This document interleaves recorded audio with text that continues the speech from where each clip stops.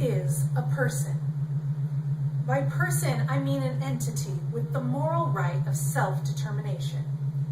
You might be thinking that you conceptually have an understanding of what a person is, but as a society, humans and other species have struggled with this issue. Captain Janeway of the Starship Voyager illustrates this point. Centuries ago, in most places on Earth, only landowners of a particular gender and race had any rights at all. She is, of course, speaking about slavery in the United States, a practice which wasn't abolished until the late 19th century.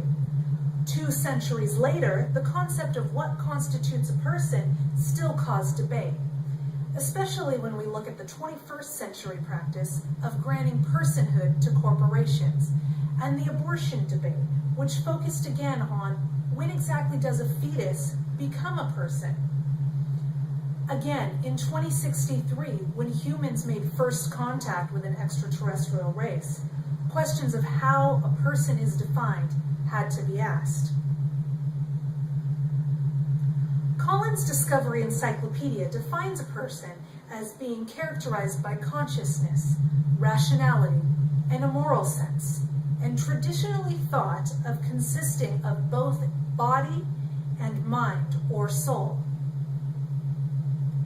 Famous Earth philosopher John Locke stated a person is a thinking, intelligent being that has reason and reflection, that can consider itself as itself, the same thinking thing in different times and places.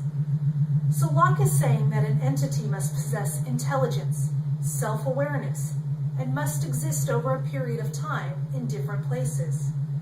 This is very similar to the definition Starfleet used to determine whether the android Data should be given the right of self-determination. On Stardate 42523.7, during the trial in which Data's legal status was questioned, the definition of a person was being stated to be any sentient being.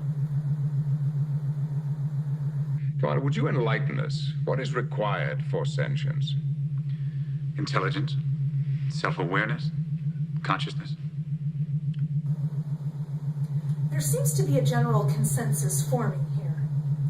I propose that intelligence, self-awareness, morality, consciousness, and existing over time in different places are individually necessary and jointly sufficient for being a person. Now, I'm going to ask you to apply these characteristics to one fascinating individual, Starship Voyager's Emergency Medical Hologram, who I will henceforth refer to as the Doctor. Does he possess intelligence? His access to the enormous amount of information in Starfleet databases can make him seem intelligent, but is it? I would argue it is no more a mark of intelligence than a computer being able to give you a recipe for Klingon blood pudding. However, I would like to offer this as evidence. Because I was having difficulty interacting with the crew, the doctor gave me social lessons. First, he taught me how to make conversation. Later, how to dance. Eventually, he showed me how to express romantic interest. Without his guidance, I wouldn't be the person I am today. Why this is so significant is the Doctor is teaching 7 of 9, not from information he was programmed with, or that he accessed from the ship's computer, but rather information he learned from years of interacting with Voyager's crew. He obtained that information much like you or I would, from experiences with our environment. And not only did he obtain that information, but was successfully able to use it in an appropriate and meaningful way. If we take Starfleet's definition of intelligence as the ability to learn and understand and to cope with new situations, the Doctor meets that requirement. In the trial with Data, all Data had to do to prove that he was self-aware was to speak in terms of himself. My life, my rights, my status. Does that prove self-awareness? I could provide hundreds of examples of the doctor speaking in a similar fashion, including the first time he asked for a modification of his program to allow him to deactivate himself. However, particularly interesting is this conversation between the doctor and Kes. I am curious about one thing. What's that? The radiation surge caused my program to malfunction, and my codes and circuits began to degrade. And yet, instead of detecting that threat to my program, I experienced an elaborate delusion concerning the nature of my existence. Human or hologram, person or projection. Why? Why would my program focus on such an esoteric dilemma? What is self-awareness if not a being's ability to contemplate oneself, to contemplate what one is?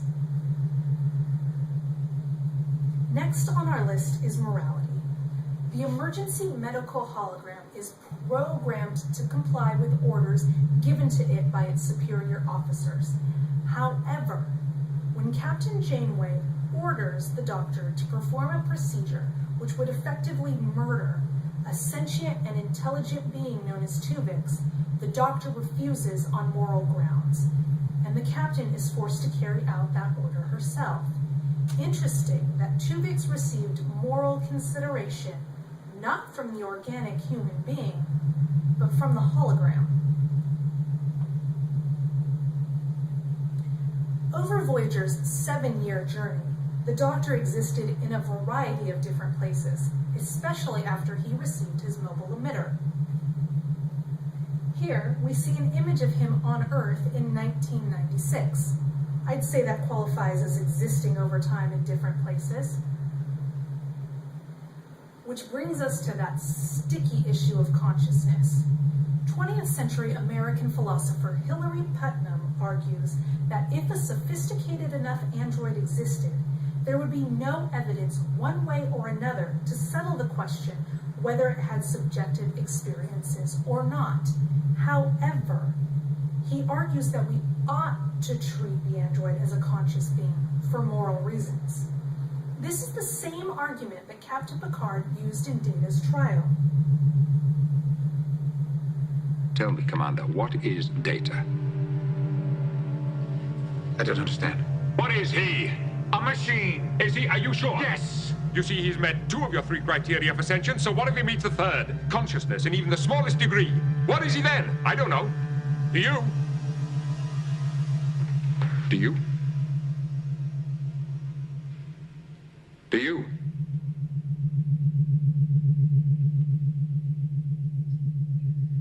Well, that's the question you have to answer.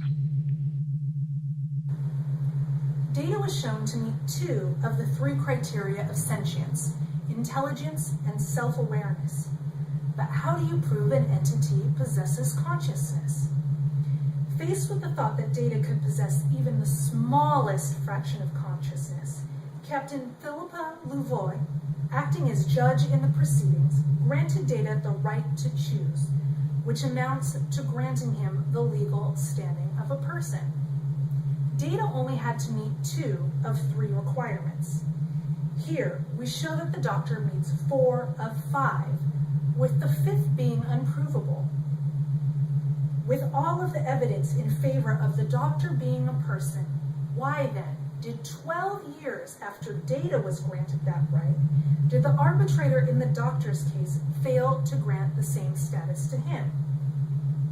Because, just like in 19th century Earth, denying someone personhood makes it morally okay to force them into the bonds of slavery.